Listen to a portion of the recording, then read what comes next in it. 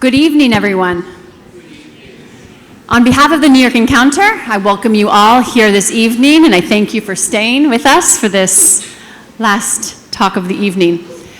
I am Jackie Aldrette, and I am the Executive Director of AVSI USA, and I have the privilege and pleasure of moderating this conversation that we will have with a fascinating woman that I am so excited for us all to get to know.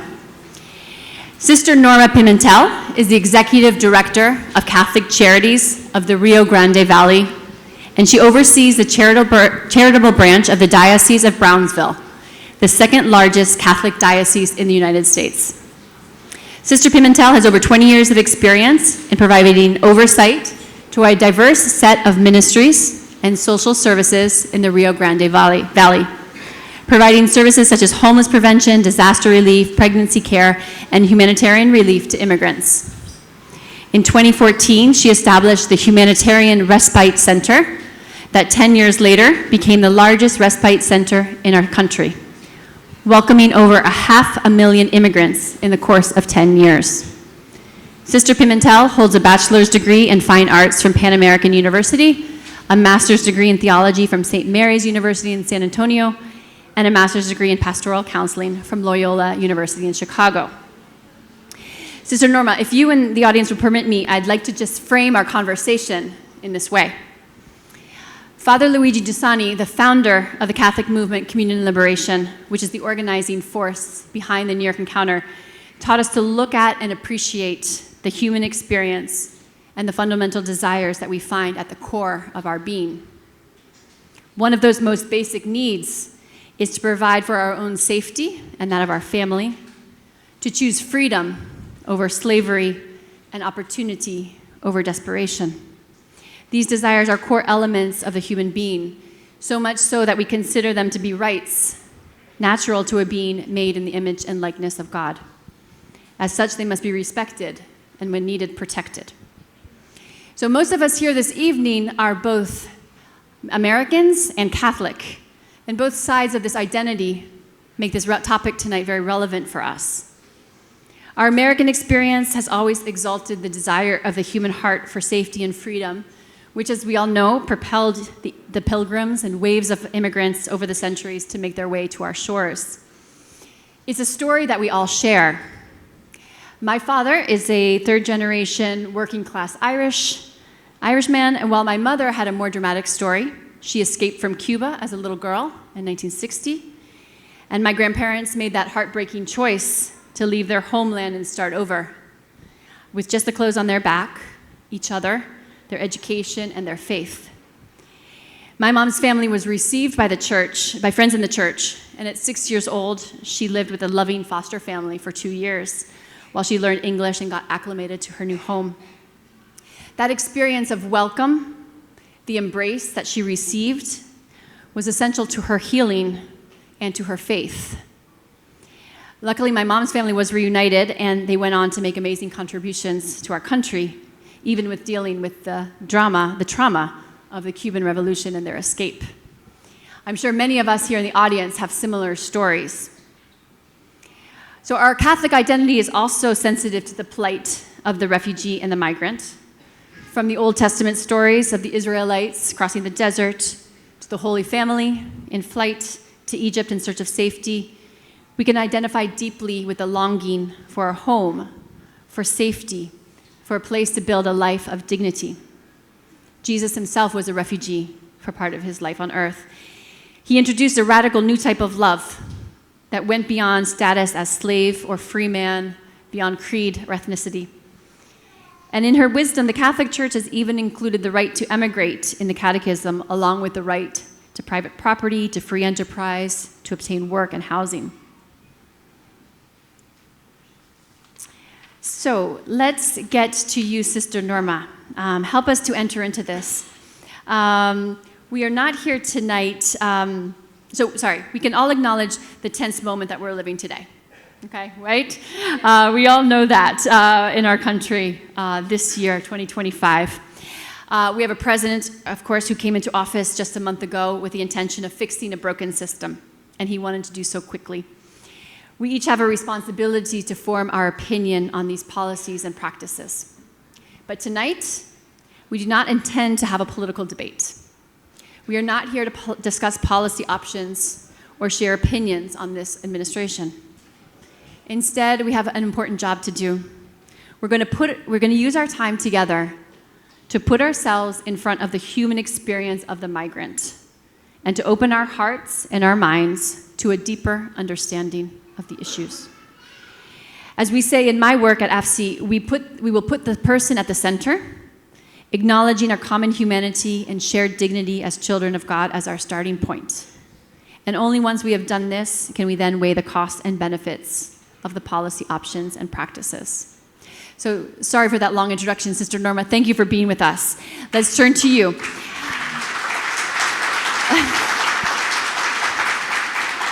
I would like to begin getting to know you a little bit better. Can you tell us about your life and how you got involved with this work with migrants? Thank you. Muchas gracias. Thank you for inviting me to be here tonight and share who I am and what I do. You know, I was someone that since I was in first grade, I loved to paint and draw, and that was my life. Since day one, my mom loved to paint. After she did her chores at home, she would take her easel out and her colors and start painting, and I would just sit there and admire her. I picked that up from her, and my life was about painting and drawing and all of this. That's who I am. So I was gung-ho ready to conquer the world in that area when God decided to kind of say, you come over here, mejor. You're better off if you come in this direction. And so I actually had no sense of the fact that God in my life was just go to Mass on Sunday and that's it, you know. And so I actually was introduced to God through a friend of mine who I met in college. And when I was trying to organize or figure out my life to try to continue doing what I wanted to do in life, with my dad definitely interfering in my plans and not wanting me to proceed, but rather to stay home because that was the culture and I had no other option. Linda, my friend, one night I wanted to go out and she said, I called her, I said, what are you doing tonight, Linda? And she said, we're going to a prayer group. And I go, oh, what are you doing after the prayer group, Linda? And she says, we're going to Pizza Hut. It's a perfect. Come pick me up after the prayer group, okay? And honestly, and she said, no, Norma, you have to come to the prayer group because we can't go for you and then come back. So anyway, I got stuck and I had to go to the prayer group. So God figured it out very well, you know?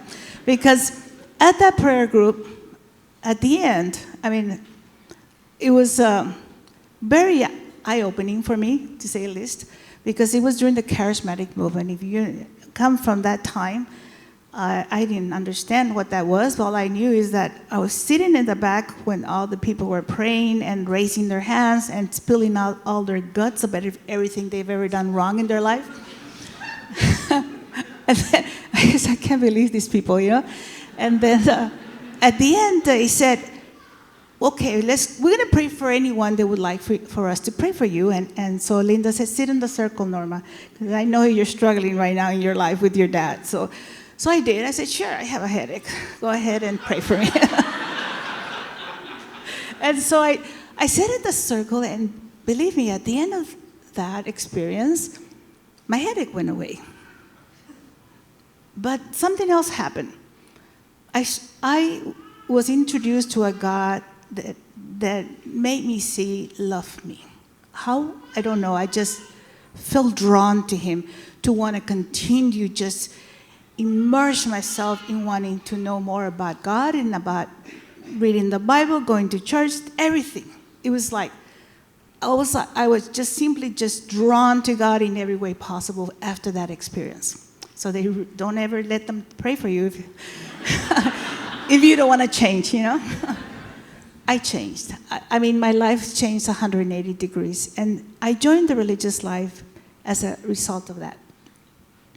The sisters that I joined, it was a small group of sisters that came from Spain, were already very involved with immigrants, families, moms and dads, moms and children, who were, the Border Patrol at the border at that time was in the 80s, did not have a place to take a mother or a child. And so they called the convent and they said, would you take this family? So when I entered the religious life, there was always a family with us as part of our community. And soon after that, the bishop asked us, the sisters, to oversee a house called Casa Oscar Romero, who was, at that time, were people coming from Salvador, Nicaragua, during the war in those countries. And so I chose to be part of that as well and to live 24/7 at that house with Sister Juliana, who was the head of our group, and was completely immersed in immigrants since that day forward. So can you describe for us your daily work at the Texas border today, and tell us a little bit more about what Catholic Charity does? So you talked about kind of the 80s. How have things progressed, and what do the activities look like today? So when in 2014, there was a big influx of people coming to the border again, as they were in the 80s. But this time, it was different. This time, there were children that we were seeing in great numbers. A lot of children, parents with their kids, in devastating conditions. They were dropped off at the bus station by Border Patrol, released to continue their process elsewhere, and the community, everyone in the community, families, they would go by downtown and see all these people just there. And so we came together, and I took the lead in organizing a response to help these families, and that's how we got started. I called Father Tom, that parish just a block away from downtown, and say, Father Tom, can I borrow your parish hall for a couple of days? Had no clue that 3 years later I was still going to be in that parish hall, And so it just absorbed us, just completely. We were seeing it was not just a one-day thing or a couple of days things. It was like the whole community, all of us. It didn't matter who we were. We all saw them. We saw their faces. We saw their need. And we responded completely, 100%, all of us. And in trying to make sure these children, these mothers, these families would have the things that a person needs to have. And the very first day, I remember I took them to Sacred Heart. We walked them over, and we were trying to figure out how to help them get cleaned up. And everybody through social media, we need Pampers, we need milk, we need this, we need Swipes. And that's how we started. One of the persons that belongs to one of the city manager from the city government, they heard that something was going on, and they had a big problem in their hands at the bus station.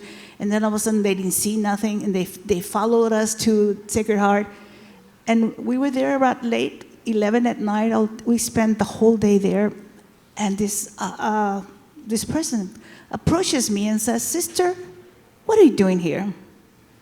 I turned and looked at everybody in the parish hall. They were so engaged, helping, feeding, clothing, help in any way possible. The whole parish hall was packed with a lot of things happening. And I turned and looked at the man, and I said, restoring human dignity, that's what we're doing. He didn't expect my answer. He took a step back, thought about it, then he approached me and said, Sister, if I had a magic wand, what would that do for you? Showers? Well, that evening we got a mobile unit of 8 showers. The following day, the mayor said, anything Sister needs, you give it to her. And we partnered and we worked together, and he said, well, I would like to have the Border Patrol here so we can talk about what they're doing and why they're bringing them and how can we work together. Since that day, all of us, Border Patrol, ICE, city government, county governments, all the different faith denominations, all of us became one community, united to respond to what we were seeing there in our community and helping. Beautiful. So what I'm hearing from you is that you didn't go out looking for this. It came to you. These people arrived at your doors and you responded. That's right. We became a community that cared. that we believed that restoring human dignity was part of who we were. Beautiful, and I want to talk a little bit more about that working together, but in a moment. So I was recently struck by a quote from a Somali refugee living in Kenya, and she said this: "No one leaves home unless home is the mouth of a shark." But I wanted to ask you, is that your experience with the people you've met? What do you see in the faces of the migrants that you meet, and what are they seeking? One of the very first persons that I remember seeing in the first days that we started to respond, every single face, every single person leaves an impact in you when you experience and when you get close, and they become part of who we are. This lady, she was from Honduras, and she was petite mom. She was pregnant, and she had a little girl that was 3 years old. And it was maybe 10:30 at night or it was late at night already, and I was trying to help her get clothing so she can change from the muddy clothing that she had on. And I looked at her belly, she was huge. And I said, "When are you due?" And she says, "Yeah." Like, now. I said, "Like, now?" He said, "Yes." And I couldn't understand how a woman, a mother with a child and that pregnant, could just go through all those countries and the difficult experience and how we're hearing how they go through and the difficulties they encounter, and even in the state she was. And I asked her, "Why? Why would you come? Why would you put yourself through all that you've been through with your child in that condition? Why?" And she showed me her hand. Mira esto. Her hand was disfigured. And she said, "This happened to me because one day a group of young men came into my house with a machete, and they struck at my little girl to kill her. And I put my hand to save her. And I didn't even have a way to go to the doctor or to get healed. It just healed on its own with however I was able to take care of it. If we had stayed back home, she would be dead, and more than likely myself too. So we had to run, and we had to come. Find a place where we can be safe." The similar stories to that is what we heard time and time again. This is the reason why they come. It's devastating what they find in their country. I even asked the mother. Sometimes I have groups that come to the center, and I always call a family, a mother, father, and their children. Come over and let's share your story with the group and let them understand what is happening and why are you here. And I asked the dad, "¿Por qué vino? Why are you here?" He said, "Well, because I want to work. I want to make sure my family is taken care of." I asked the mother, "Why are you here?" And she points at her child, who is a little boy, 8 years old. "I'm here for him. Because if we have stayed, they would have taken him.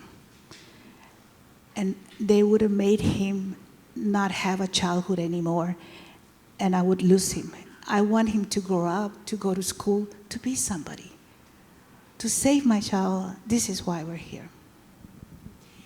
And clearly, this is not a decision that these families have made lightly, right? Most likely, they've been thinking about it until it came to a point where they really felt like they had to leave. It's not an easy decision to uproot yourself and leave everything that you know, your culture, your food, your house, everything. You just leave it all. And to make that decision is very hard, especially because you don't have the money to do any trip. Sometimes you even have to leave yourself and let somebody else take your child just to protect them, And that's one of the reasons why back in 2014 when we started, there were so many children in detention. Mostly because they didn't come with their parents. They came with an older sibling, an uncle, or a grandmother. And because of that, Border Patrol separated them because to protect the child, because they needed to confirm that this child was actually not taken by a trafficker, and so therefore that child was separated. And they ended up with so many children in detention, mostly because they have to hand over that child to a certain department, Office of Refugee and Resettlement, known as OR, and that department wasn't prepared to handle thousands of children at one time. So Border Patrol was forced to keep them in a terrible state in a detention facility, didn't have showers, didn't have restrooms and all these commodities. It was just a processing place. I was able to go visit them because I knew the children were somewhere, and I asked a local judge, get me in there. I want to see the children. I want to be with them. And he got me permission, and when I was there, all the cells were packed with kids, little ones, chiquitos, not older than 10 years old. And they were in there. And that experience I've shared so many times because every time I retell that story, I'm there with the kids. I asked to go inside to one of the cells. And when they didn't want to let me go inside. They said, no, ma'am, you can't go in. But when I told them I wanted to pray, they looked at each other and how can you say no to a nun that wants to pray, right? So I got myself in. But for me, it was the most difficult thing I've ever done in my life because I could barely get myself to the center of where the children were. They were all gray, hair, skin, clothing of the mud that was dried in there. They were there not just one day, 1 week. They were there for a while. Barely even able to sit down or lay down because there were so many of them. And they were all crying. Their faces full of tears, looking up at me, pulling my dress and saying, "Sácame de aquí. Please get me out of here." I started to cry. And I said, "Vamos a rezar. Let us pray." And they prayed with me. And when we prayed, I said, "Diosito, ayúdanos. God, help us." And they said, the officers were looking inside now when we were praying. And when I looked at their faces, and they too were crying. It's that human experience, you know? When I walk out, the officer tells me, "Thank you, sister. You helped us realize they're human beings." Sometimes I think our country forgets they're human beings. They're just people like you and me. Thank you, Sister. I'm going to jump to this question. We read in Deus Caritas Est that for the Church, charity is not a kind of welfare activity which could equally be left to others, but is part of her nature, an indispensable expression of her very being. So why is it important that the Church be committed to this work? You know, the only reason why we must respond to immigrants is simply the fact that they're part of who we are. We form one body. We are one people. And that is a part of us that is hurting tremendously. You know, if my little finger hurts, if I don't take care of it, it's going to bother me completely always until I take care of it. They are that part of us that we must care for because they are hurting. And their stories will reveal that every time, if you just allow yourself to get as close as I do and see their faces, you will know that we have to respond. It's in us, you know, our faith. And our church teaches us clearly, you know, that charity and giving of ourselves to others is part of what the church is about, you know, not just the sacraments, right? Not just the liturgy, but also it manifests itself in how we treat others. if we can treat others with the dignity and the respect and honor their presence, then we're failing to understand all of the other parts of who we are as church. And I mean, it's beautiful, the example that you just gave us of you praying with the children and the border officials or the people running the detention center able to witness that moment, right? I mean, it's clear that your presence there changed them and the way that they look at their work. Can you tell us a little bit more, though, about how Catholic Charities cooperates with, you mentioned the Border Patrol, ICE.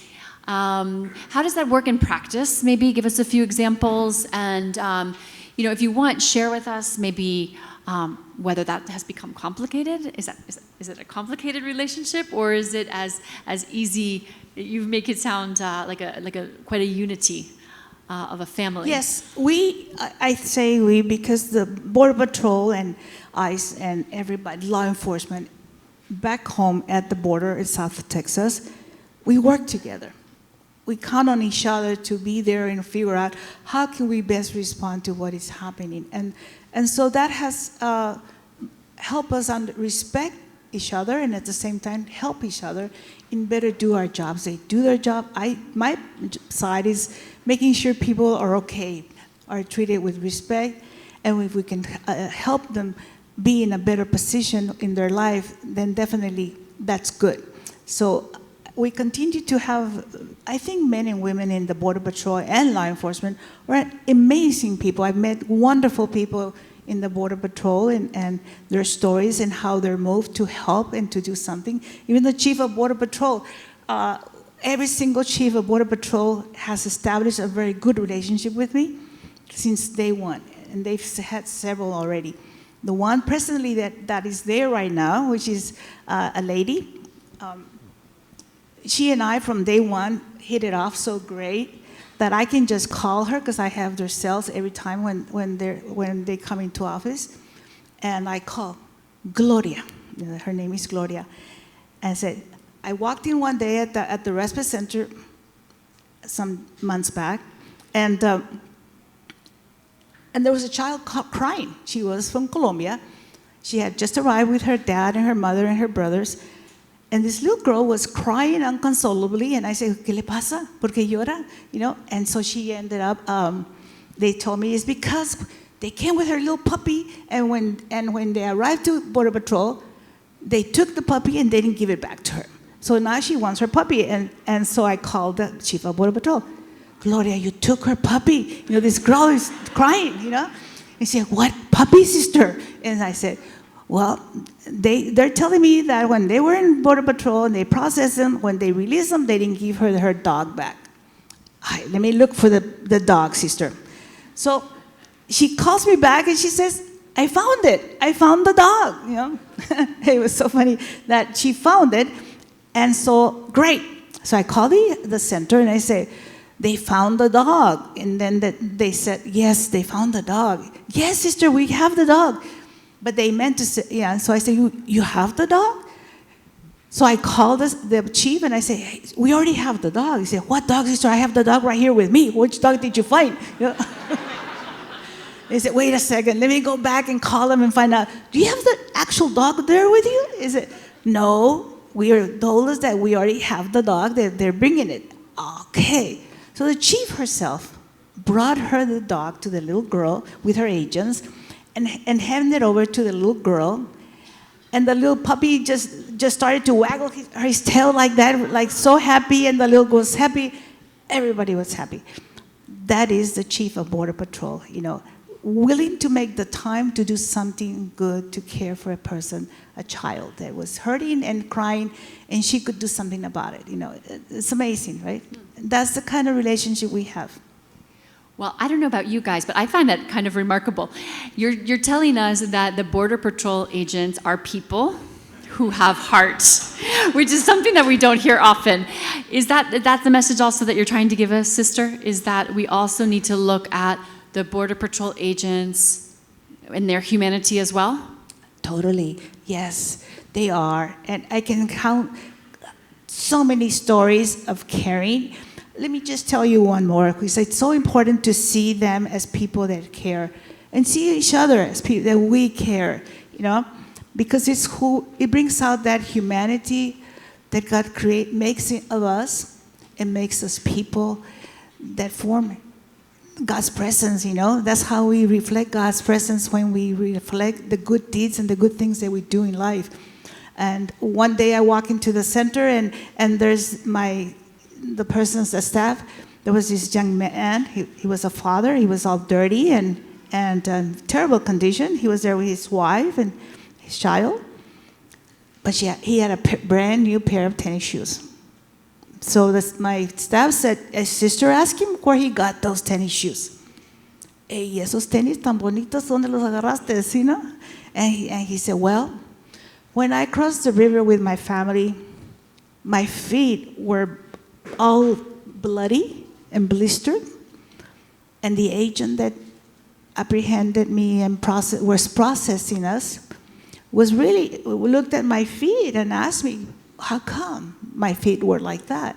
So I explained to him where I had been through all the days and how long I had been, and my shoes just tore, and how I continued walking, and that's why my feet are like they are right now.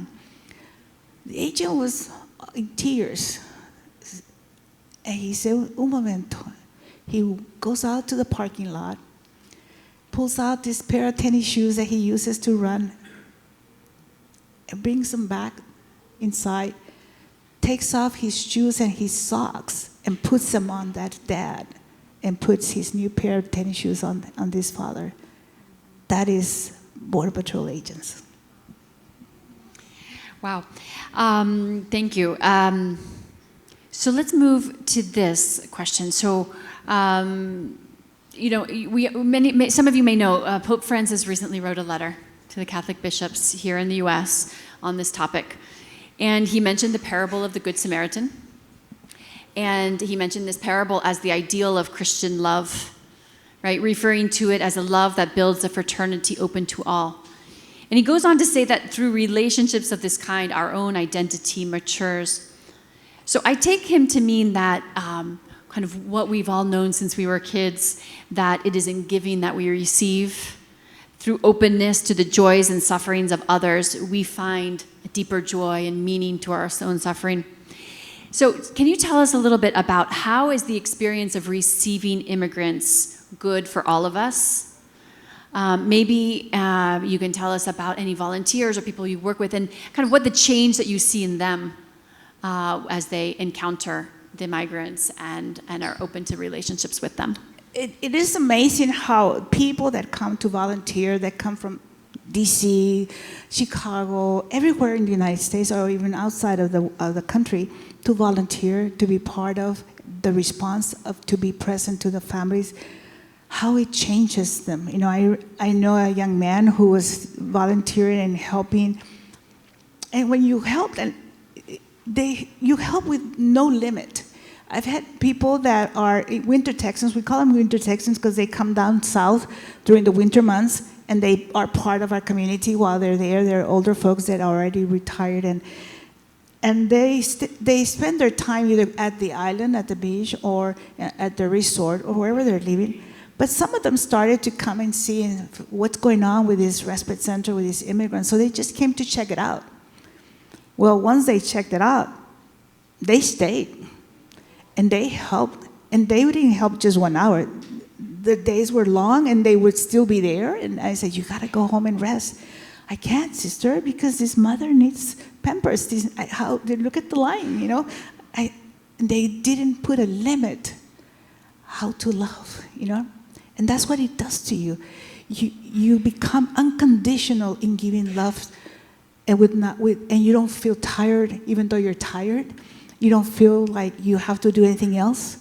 Children that come with their parents, and their parents, "Mijo, let's go. You have school tomorrow." "No, Mom, I can't go. I have to help this little kid that, we already made friends here, and I'm helping him."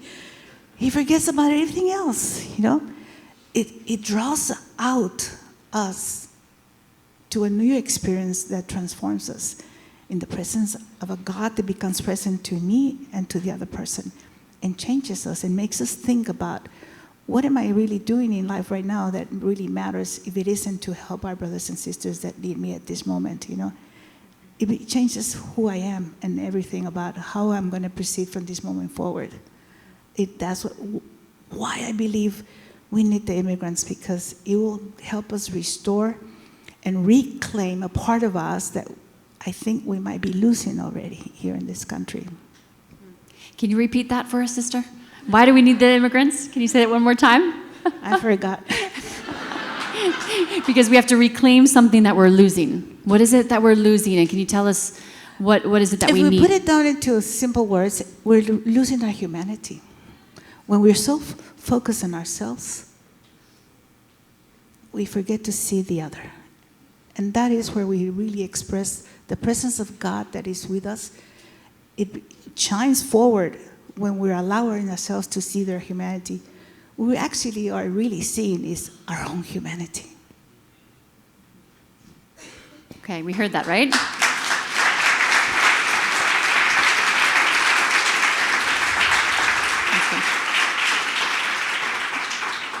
I've been wanting to ask you this question. If we could go back for just a second to the experience of the migrants. We all know, and we've heard terrible stories about the horrors of the border crossing. We've heard about traffickers.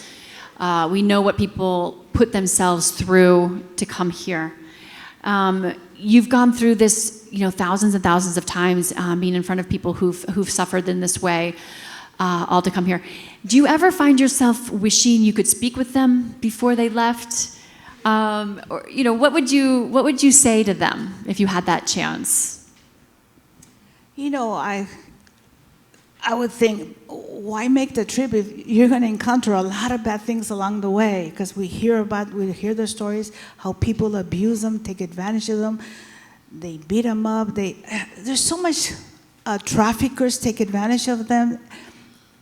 There's no guarantee that what you're in searching, you're going to find. I wish I could tell them, don't do the trip. It's going to hurt you and your family more than you're going to discover.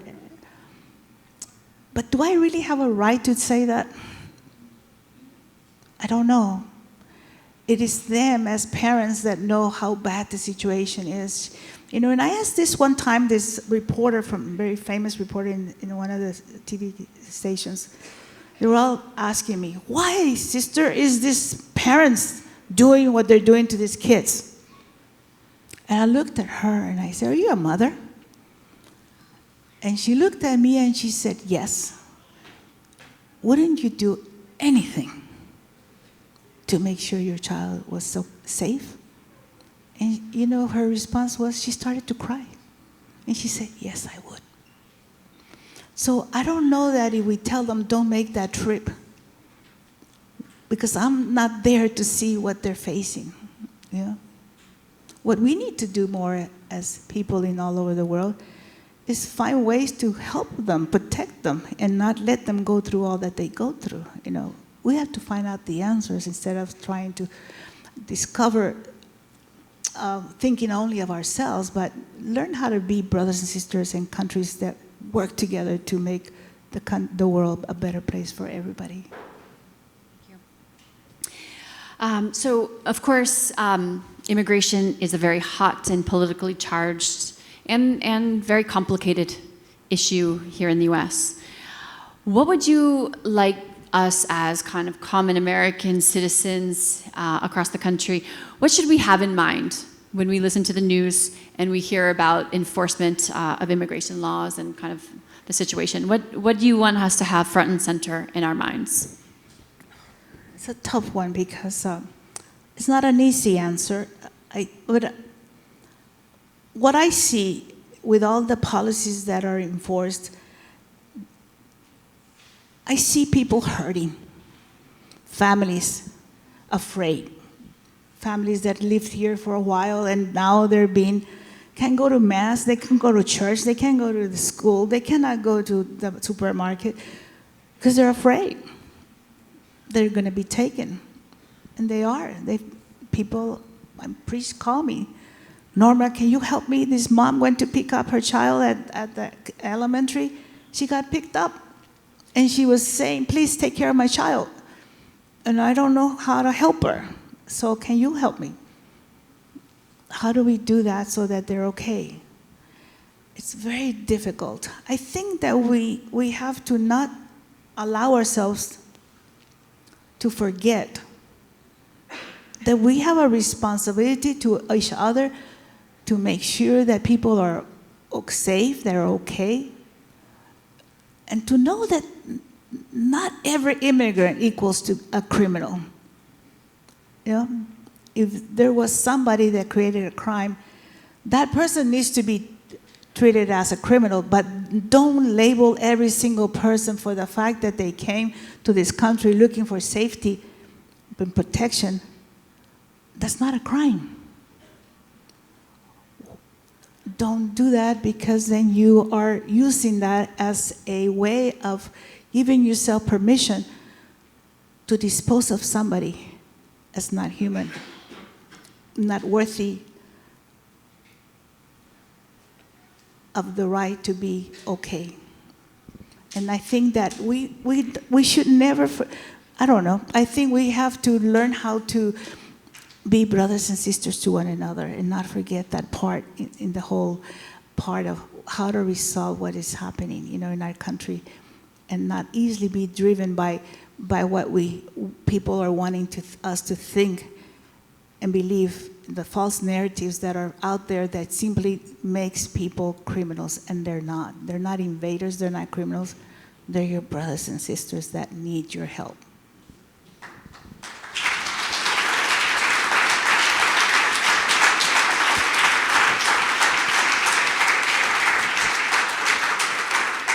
So I think what I was hearing from you there was that we have to listen to the news, see what's happening, but not take categories of people, labels as the full story, right? You're saying kind of break down those labels and categories and understand that behind that, each person is different, each story is unique, right? And each person ultimately has dignity, and we have to be very careful about those categorizations, those labels that we give to people to try to understand and make sense of the situation. Correct. There's so many things that could be wrong and probably are wrong in our country, and it's correct. It's the right thing to correct it and fix it, but you don't do away with everything to correct that. It's like that saying: you don't throw the baby out with the dirty water, right? You keep the baby, you protect the baby, and you clean what's wrong. And I think it's a very smart and very right way to do things, you know, where you realize and fix things as they are, but not generalize and make everything bad, you know. I think it's wrong to do that, because it hurts a lot of people that are innocent and that are part of a very important part of who we are. And so we have to create pathways to resolve problems and solutions to things that are not right. But that's the way we handle things, not just generalize and globalize and just wipe things out. And there's the right and the wrong way to do things. And I think, unfortunately, there's a lot of wrong ways of how things are being done lately. And you, Sister Norma, this work is tiring. It's emotionally exhausting, I'm sure, as much as it gives you a lot, as you've already shared with us. How do you stay in front of the drama and the pain and the suffering? What helps you to stay strong and to stay committed?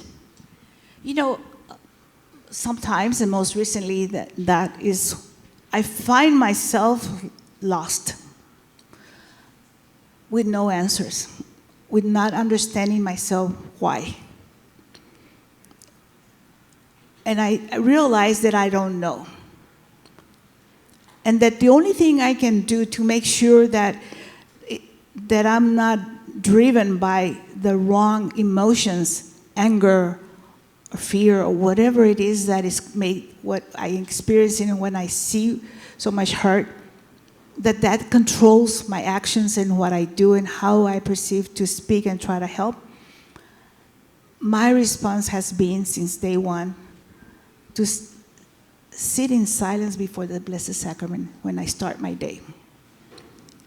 that silence for me gives me the opportunity to just be there before God and let Him nourish me and fill me with His presence so that I can go throughout the day making sure that what comes out of Norma is something good.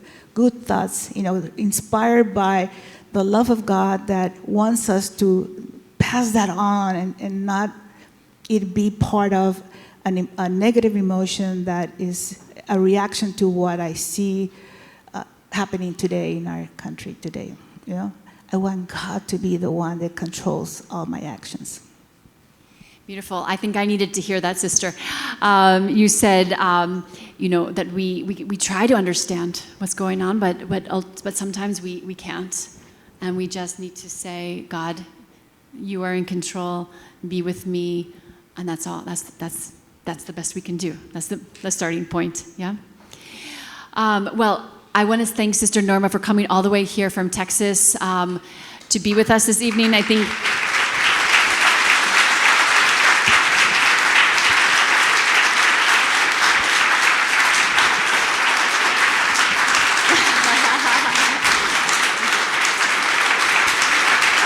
You stand, I stand. We stand together. Okay. Thank you, sister. Gracias. My only last words are, please know that we're with you. We appreciate you being here. I think we all needed to hear your testimony and see your face. Please, when you go back, bring our prayers, bring our love, bring our affection to the others in your community and to those that you serve. Thank you for being there, for being the hands and the heart of the church for the people that you serve. Thank you. You all have to do your part, okay?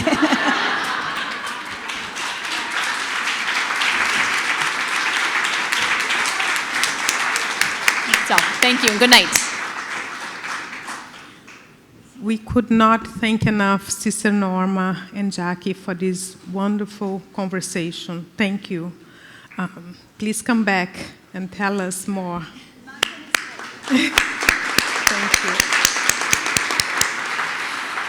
you. We do have our last event of this evening, which is called the Ardent Hearted. It starts immediately now in the Pavilion Auditorium. Everyone is invited.